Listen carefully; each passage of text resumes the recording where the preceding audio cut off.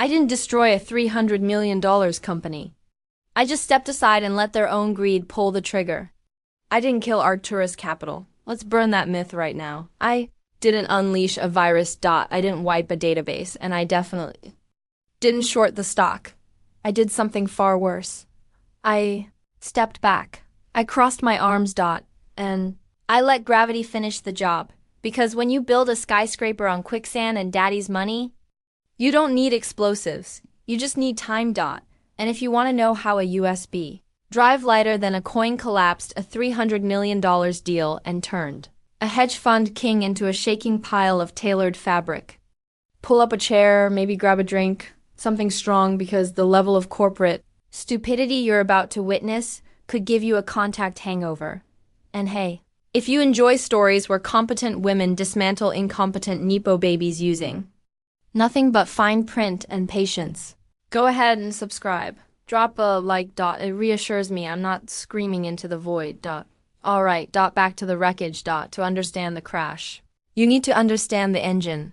I'm Naomi. For 5 years I was the lead algorithm architect at Arcturus Capital. That's a polite way of saying I knew where the money actually came from. People think high-frequency trading is about phones and charts and adrenaline. It's not. It's about latency. It's about being a microsecond faster than the guy in the next tower. I built the Arcturus engine from scratch. It wasn't code to me. It was a symphony. Logic layered on logic. Precision tuned to the breath. It whispered profits while the rest of the market was still screaming. 5 straight years. Outperforming the S&P. Not luck. Not magic. Execution. I lived inside that code. I inhaled C++. I exhaled alpha. But when you build something that valuable, the real danger isn't hackers. It's suits. When I was hired, Arcturus was a boutique firm, more ambition than sense. They needed me more than I needed them. I sat down with their lawyer Henderson, tired, old, mentally already on the golf course. I read my contract, buried deep in Appendix D, Section 4, Paragraph 2, under a mountain of boring IP jargon. I added one clause. Dry, precise, deadly. It said the company owned my code unless they altered the fundamental security protocols without my written consent. Then the core architecture reverted to me. Henderson didn't read it. He stamped it and left for the country club. That signature? That was the safety pin on a grenade. I carried for 5 years. Then the founder retired. Private island. Sunsets. Millions. And in walked his son, Bryce Langford Jr. 30-2. Suits worth more than my car. Catalog smile. He couldn't tell a server rack from a wine rack. First day in, bouncing with cocaine retriever energy, he surveyed the trading floor. Too quiet. Too efficient. We need to shake things up, Naomi. He perched on my desk. Uninvited. Italian leather swinging inches from my keyboard. The engine's good, but it's a black box. We need a blockchain, quantum, buzzwords. Confetti. The engine is outperforming benchmarks by 18%, I said flatly. It needs to be left alone. He laughed. The old way of thinking. I'm bringing in fresh blood. We're refactoring the stack. My stomach dropped. Not fear. Disgust. He was talking about carving his name into something he didn't understand. The security protocols are woven into the kernel. I warned. You destabilize them. Risk management collapses. Don't worry your pretty little head. He actually said that. I've got a guy. Trevor, crypto wizard. You'll report to him. He winked. The train's leaving the station. He was right. He just didn't know he'd cut the brake lines. I watched him walk away high-fiving traders and felt something settle. Cold. Calm. Certain. He didn't ask what powered the engine. He just wanted to rename the build ing. I opened a private folder. Encrypted. One key. Mine. Appendix D stared back at me. Fundamental security protocols. All right, Bryce, I whispered. You drive. I started backing up logs that afternoon. Emails, commits, Slack messages. Not paranoia. Preparation. The office air changed. Less ozone. More cologne and desperation. The storm wasn't coming. It was already here. In a 3-piece suit. asking for admin access. If Bryce was the arsonist, Trevor was the guy pouring gasoline and calling it cleaner. Trevor debuted Monday. Vest over a t-shirt. Hair. That defied physics. Synergy 3 times in 60 seconds. We're desiloing data. Cloud native architecture. Move fast and break things. Break things in a hedge fund and the SEC breaks you, but I stayed quiet. Lead legacy consultant. Same pay. Zero authority. A humiliation. Ritual. Bryce wanted me gone without paying severance. He underestimated my patience. 2 days later, Trevor burst into my windowless office. Need root keys. We're blocked. It's air-gapped, I said, for a reason. Bryce wants single sign-on. I froze. Interns. Email passwords. Core trading engine. Velocity matters. Incompetence kills liquidity. I refused. Get Bryce to sign it, I said. In writing. He stormed out. I opened my encrypted log. October 14th. Attempted alteration of fundamental security. Protocols. My heart pounded. My hands didn't shake. They were scratching at appendix. Kevin, the IT kid, came out of Bryce's office pale. They want a backdoor admin. Document everything, I told him. Do not go to jail for them. I wasn't saving the ship. I was checking lifeboats. I verified timestamps, hashed code, tagged commits. They played sandbox. I reinforced foundations. Then the engine stuttered. Just a blip. Milliseconds. To humans nothing. To markets death. Losses. Stacked. $400,000. $1.2 million. Bryce screamed. Trevor paced. Then the summons. Fix it. Fix what? I asked calmly. Turn off the checks. Trevor begged. Silence. That alters the architecture. I said, I don't care about architecture, Bryce snapped. I care about money. Then fire me, I said, and own what happens next. He ordered Trevor to bypass it. I stood, pulled out a USB. Not the key, I said, just the warning. I walked out. They didn't fire me. They were desperate, and desperate people do stupid things. I watched the logs. 7:42 p.m. A line of text turned red. Kernel integrity compromised. Unauthorized bypass detected. They did it. And the moment they did, the house became mine. They actually did it to fix their latency issues. They had disabled the core security checks. They had altered fundamental security protocols without the express written consent of the lead algorithm architect. I sat back in my chair.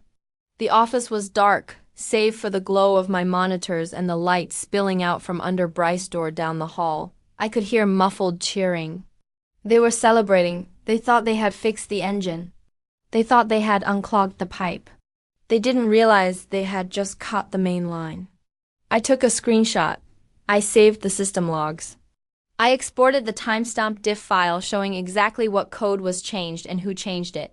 User Trevor admin override. Then I opened my safe small, fireproof box under my desk. I took out the physical copy of my contract. I placed the printed logs on top of it. It was done. Legally, mathematically, and contractually. The intellectual property known as the Arcturus core logic no longer belonged to Arcturus Capital. It belonged to Naomi Adler. I felt a strange buzzing in my fingertips. It wasn't adrenaline. It was vindication. The next morning, the mood in the office was electric. Latency was down. The P&L was green. Bryce was strutting around the trading floor like he had personally invented money. See Naomi? He sneered as he walked past my cubicle. Trevor got it. Done. Sometimes you have to break a few rules to make an omelet. You certainly broke something, Bryce, I said, offering him a tight, polite smile. We're ready for the pitch, he announced to the room.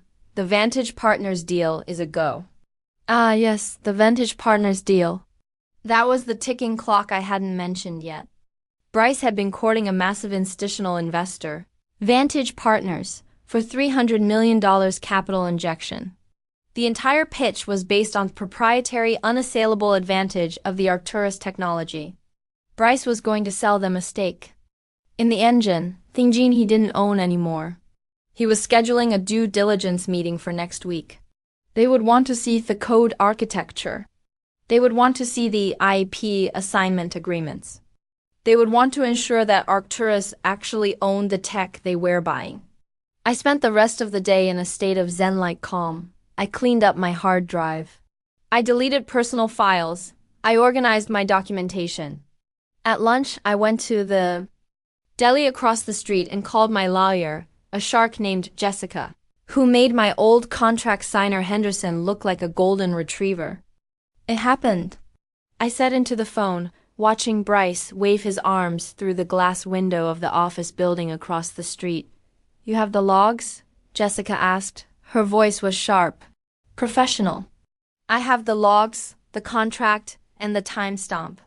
Diffs. They bypassed the security colonel last night, and they didn't ask for consent. They demanded I give them keys. I refused, and they hacked their own system. Beautiful, Jessica said. Drafting the notice now. When do you want to drop the hammer? Not yet, I said. They have a pitch meeting with Vantage Partners next Wednesday. Let them dig the hole a little deeper. You want them to be standing at the altar before we object to the wedding. Cold. Jessica laughed. I love it. Hold tight. Don't sign anything.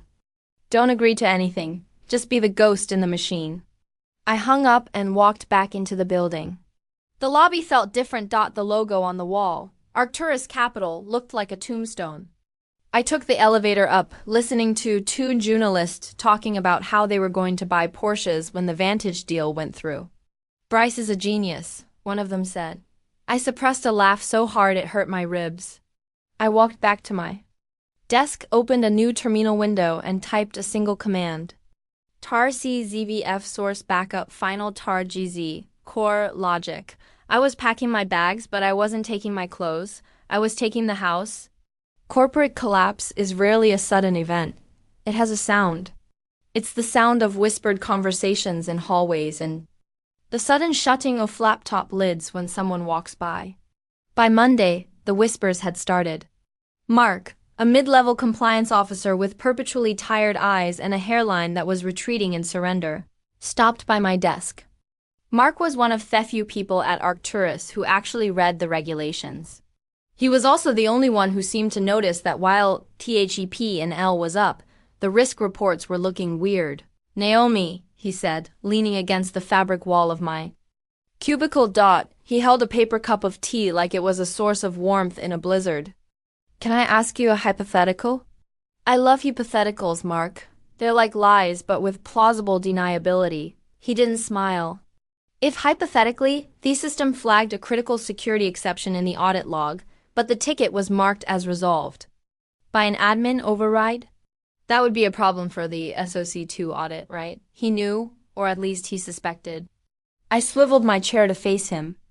Mark, if the security action was a bypass of the core kernel, it's not just a SOC2 problem. It's an existential problem. Trevor says it's a feature. Mark sighed. He says, the new architecture requires open permissions to function. But I'm looking at the IP agreements for the Vantage deal. The warranty clause says we certify that our security meets industry standards. If we bypass our own firewalls, then we're lying to the investors. I finished for him. Mark rubbed his face. I tried to tell Bryce. He told me to stop being a bureaucratic buzzkill. He said the tech is proprietary, so we set the standards. I looked at Mark. He was a good guy. He didn't deserve to be collateral damage. Mark, I said quietly. Do you have access to the original employment contracts from 5 years ago? Yeah, in the archives. Why?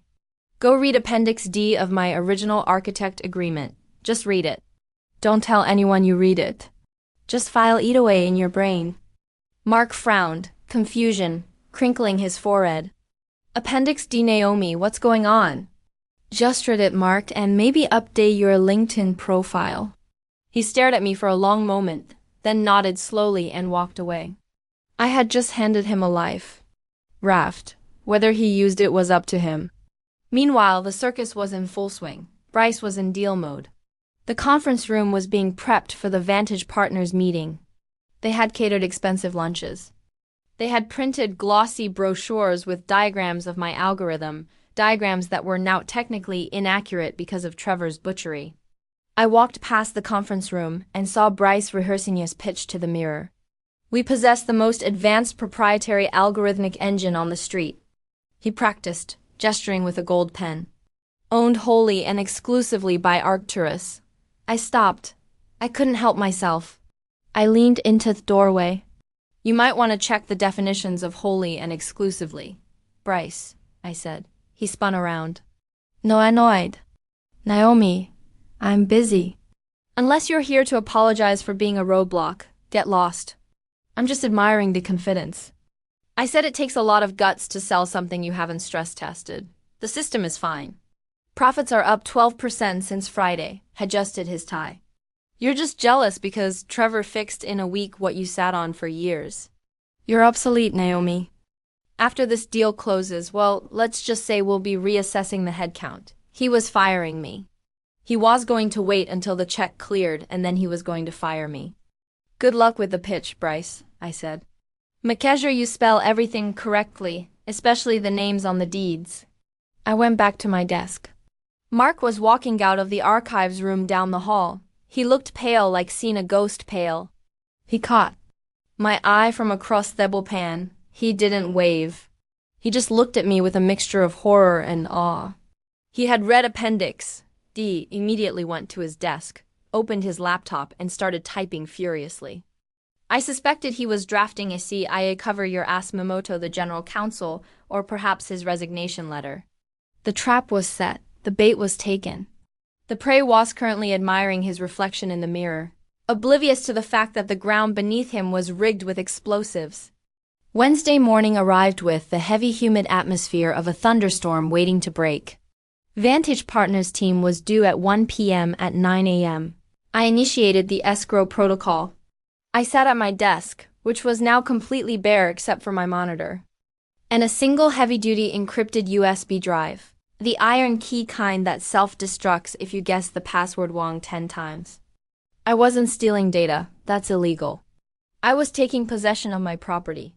I ran the final script. It bundled the original uncorrupted source code, the version before Trevor's optimization, and moved it to the external drive. Then, per the terms of Appendix D, it initiated a wipe of the local copies of the core architecture on me dev machine. I wasn't wiping the server that would be sabotage. I was simply removing my personal property from my workspace. Transfer complete. I pulled the USB drive out. It felt heavy in my hand, cold metal. I put it in my blazer pocket. At 10:30 a.m., my lawyer, Jessica, sent the email. It was addressed to the General Counsel of Arcturus with a CC to Bryce Langford Jr. The subject line was innocuous. Notice of IP Reversionary Adler Employment Agreement. The body of the email was less innocuous. It stated that due to material breach of the fundamental security protocols logged on October 14th, ownership of the source logic described in Appendix D had automatically reverted to Naomi Adler. It demanded that Arcturus immediately cease all commercial use of the software and requested a meeting to discuss licensing terms. I waited. It takes time for emails to filter through the corporate digestion system. First, the general counsel would read it and laugh. Then, he would read it again and frown. Then, he would look up the contract. Then, he would choke on his coffee. At 11:15 a.m., the door to the executive suite slammed open. I didn't see it, but I heard it. Bryce's voice boomed across the floor. Where is she? I didn't move. I was sipping tea. Bryce stomped over to my cubicle, followed closely by the general counsel, a sweaty man named Peters, and Trevor, who looked confused. What is this? Bryce waved a printed copy of the email in my face. Is this a joke? You're trying to blackmail us on the day of the deal. It's not blackmail, Bryce, I said calmly. It's contract law. You broke the seal. You bought the product. We own everything you wrote. Peters the lawyer sputtered. Work for higher standard practice. Not this, I said. Appendix D, if security protocols are altered without consent, did you alter them, Trevor? Trevor looked at Bryce. We optimized them. You bypassed them. I corrected. Unauthorized modification. The clause triggered. The code is mine. This is Rice screamed. I'll see you into the ground. I'll have security drag you out of here. You can do that. I said. But Vantage Partners is arriving in 2 hours. And I bet their due diligence team is going to ask for code audit. They're going to ask for the chain of title for the IP. If you kick me out, who explains to them why there's a massive legal dispute over the very asset they're buying? Bryce froze. The blood drained from his face. He realized the leverage. Couldn't disclose the dispute without killing the deal. But he couldn't close the deal if he didn't own the tech. What do you want? Bryce hissed. Money, a raise. I want to sit in on the meeting. I said, what? The board meeting with Vantage. I want to better. Why? To ensure that my intellectual property is represented accurately. You are not coming into that room, Bryce spat.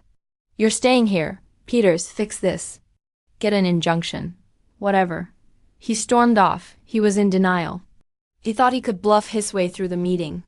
He thought he could just not mention the email, but he forgot about the third party. At 12 p.m., an email arrived from the Vantage legal team. They had done a preliminary scan of the public repo activity.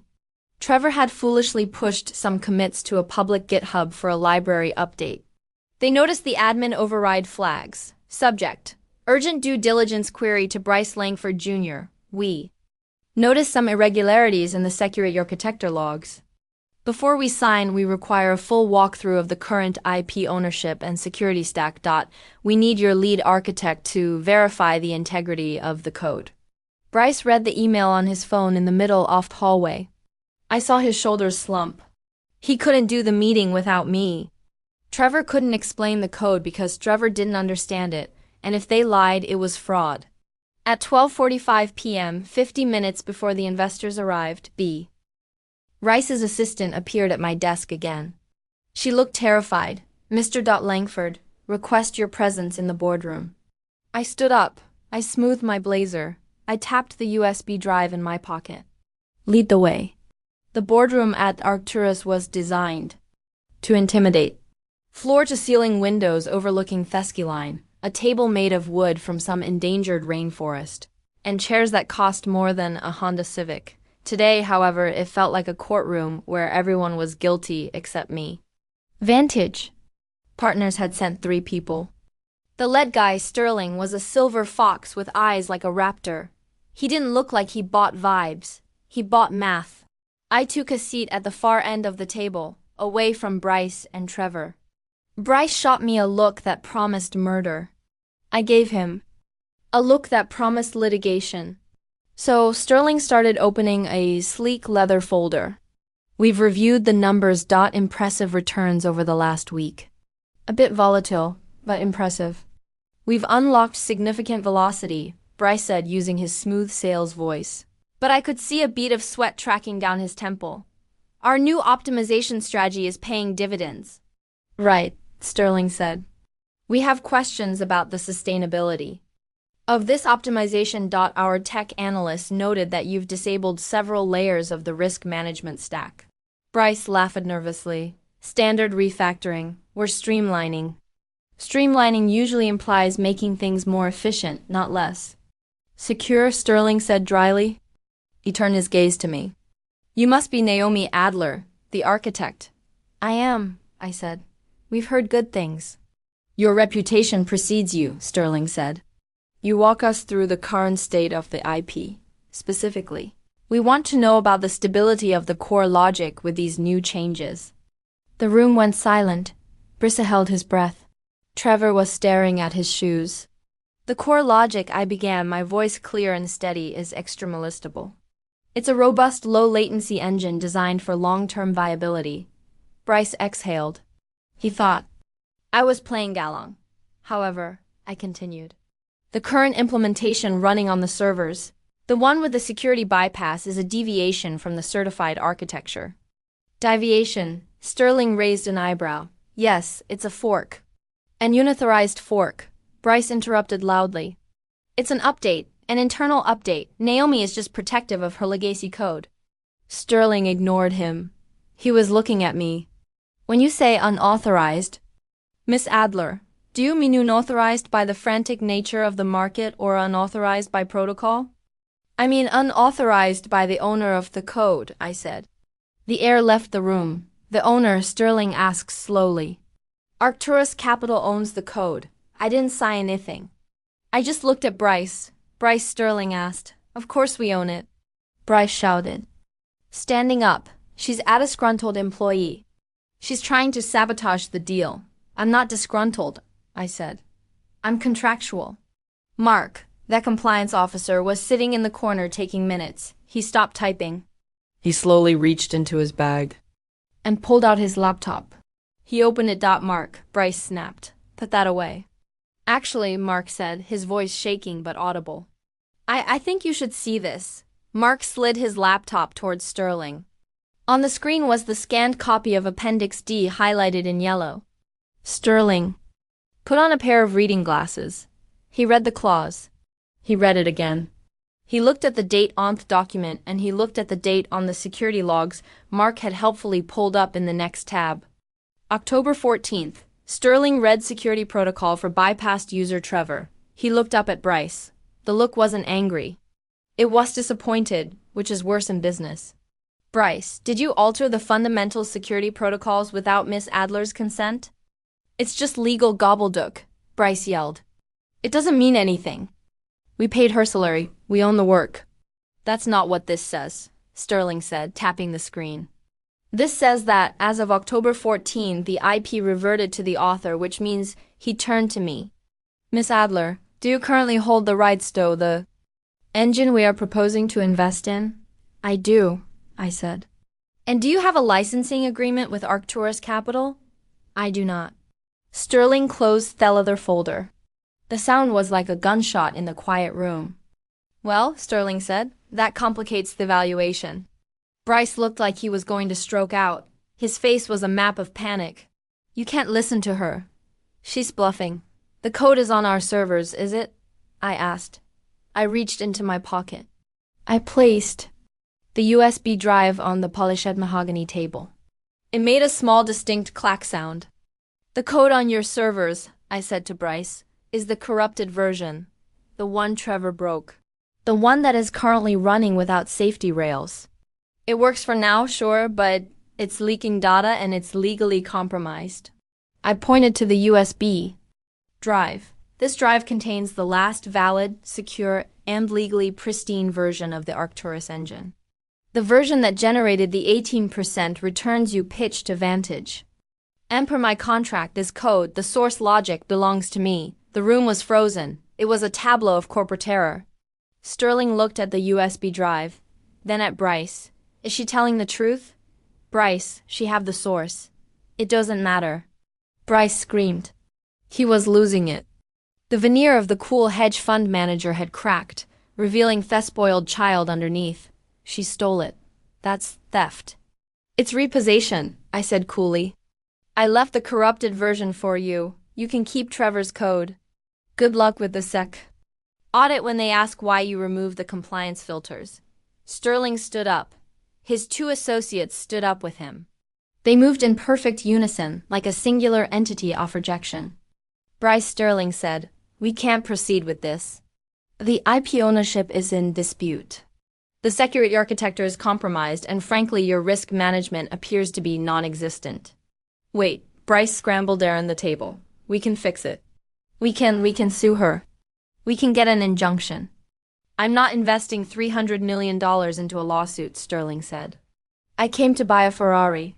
You're trying to sell me a stolen car with cut brakes. Sterling turned to me. He nodded. A small mark of respect, Miss Adler. If you ever decide to license your technology to a firm that reads its contracts, give me a call. I will, I said. Sterling and his team walked out. The door clicked shut behind them. The silence that followed was heavy enough to crush a submarine. Bryce stood facing the door, his back to me. His shoulders were heaving. Trevor was slumped in his chair, looking like he wished he could dissolve into the upholstery. Peters, the general counsel, was massaging his temples, realizing his career at this firm was effectively over. Then Bryce turned around. His face was twisted into a rectus of pure impotent rage. You, he whispered. I'm a professional, Bryce, I said, standing. Up. There's a difference. I'll destroy you. He screamed, spit flying from his mouth. I'll bury you in legal fees. You'll never work on the street again. No, you won't, Peter said from the side of the table. Bryce whipped his head around. Whose side are you on? I'm on the side of the law, Peter said wearily. She has us, Bryce, dead. To rights. Appendix D is clear. If we sue, we lose. And in discovery, all the logs of Trevor bypassing the security will become public record. The SEC will shut us down. The investors will flee. It's over. Bryce looked at Peters, then at Trevor, then at me. The reality was crashing down on him. Money was gone. The reputation was gone. The toy he had tried to break was gone. He looked at the USB drive on the table. He lunged for it. I didn't flinch. I let him grab it. He held it up like a trophy. I have it. I have the code that's encrypted. I said East 256. Without the key phrase, it's just a piece of metal, and you can't brute force it. I wrote the encryption. He stared at the drive. He looked like wanted to crush it. He knew it was the only leverage he had left, and he couldn't even use it. What do you want? He choked out. Just tell me what you want. I picked up my purse. I looked around the boardroom one last time. I want you to admit it, I said. Admit what? Bryce rasped. Admit that you didn't know what you were doing. Admit that you tried to break something you didn't understand because your ego couldn't handle that you didn't build it. Bryce stared at me. His face was purple. The veins in his neck were bulging. For a second, I thought he might actually attack me, but Bryce was a coward. Cowards don't throw punches. They throw tantrums. I own you, he screamed. The sound echoed off the glass walls. I own you and your algorithms. I am Arcturus. It was the scream of a king who had just realized his throne was made of cardboard. I stood there smoothing my jacket, watching him unravel. It was pathetic. It was glorious. You don't own me, Bryce, I said softly. And as of yesterday, you don't even own the algorithms. You own a shell company with a high burn rate and a compromised server. I walked over to the table and held out my hand. That drive, please. He clutched it tight. No, okay, I shrugged. Keep it. It's useless. I have the backup, and I have a key, and I have the contract. I turned to the general counsel. Peters, have your office contact my lawyer? We can discuss a transition plan. I'm willing to license the engine back to Arcturus, but the rates have gone up significantly, and it comes with a condition. What condition? Peters asked, looking like he just wanted to go home and drink scotch. Bryce steps down as CEO and Trevor is terminated immediately. For 'cause you can't do that, Bryce yelled. I'm the IP holder, I said. I can dictate the terms of the license. If you want the engine that makes the money, you play by my rules. If not, well, I hear Vantage Partners is looking for a new tech partner. I have Sterling's guard. I walked out of the boardroom. I didn't look back. I heard Bryce screaming. Something about loyalty and betrayal.